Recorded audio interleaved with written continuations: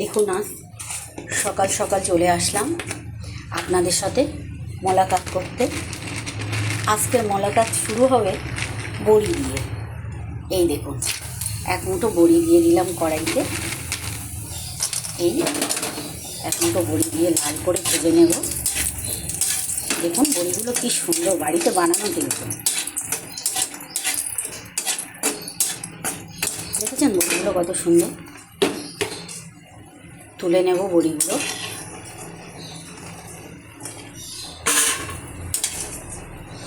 দেখুন আমি কিন্তু কড়াইতে দিয়ে দিয়েছি 4 টুকরো আলু।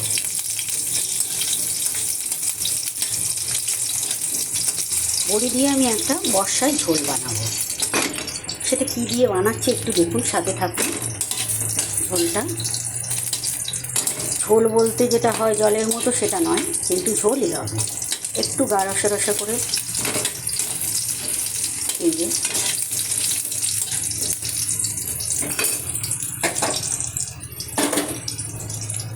আমি দিয়ে দিচ্ছি দেখুন 4-6টা পেঁয়াজ, খুব সামান্য। আর দিয়ে দিচ্ছি একটা কাঁচা লঙ্কা। এগুলো ভাজা হতে থাক।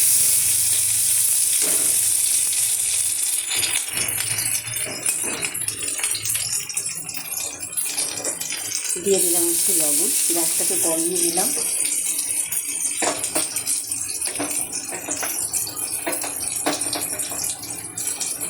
দিয়ে দিলাম একটু হলুদ।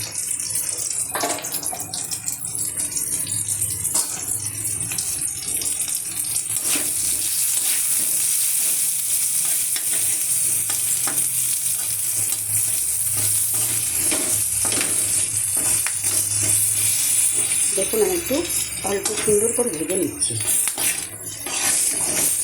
এটা 1-2 জনের জন্য এক তরকারিতে পুরো টুকুরটা চলে যাবে, দুজনের, একজনের আর কি। এরকমভাবে আমি বানাচ্ছি।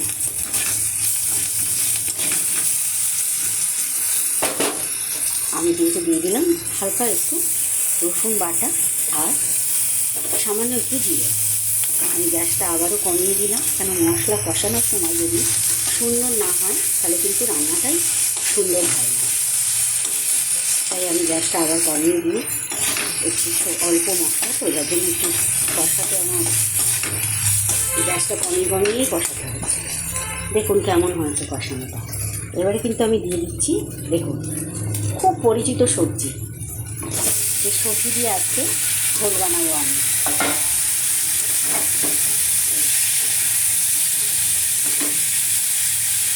সাথে থাকুন, আমি ফিরে আসছি। দেখুন আমি একটু লাল লঙ্কার গুঁড়ো দিয়েছি আর একটু অল্প করে হলুদ দিয়েছি। তবে কুমড়ো পুঁই শাক এতে কিন্তু লঙ্কাটা বেশি উড়িয়ে ওঠে, যার জন্য একটু বুঝে লঙ্কা দেবো।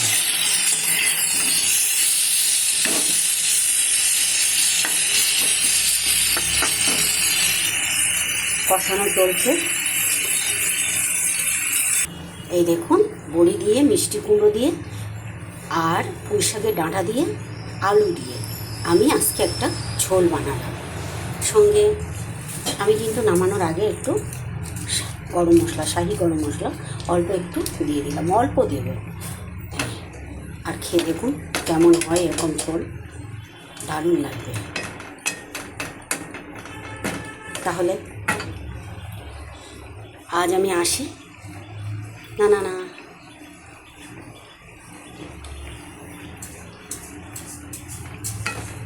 ঠিক আছে, রাখলাম। পরে কথা হবে, দেখা হবে।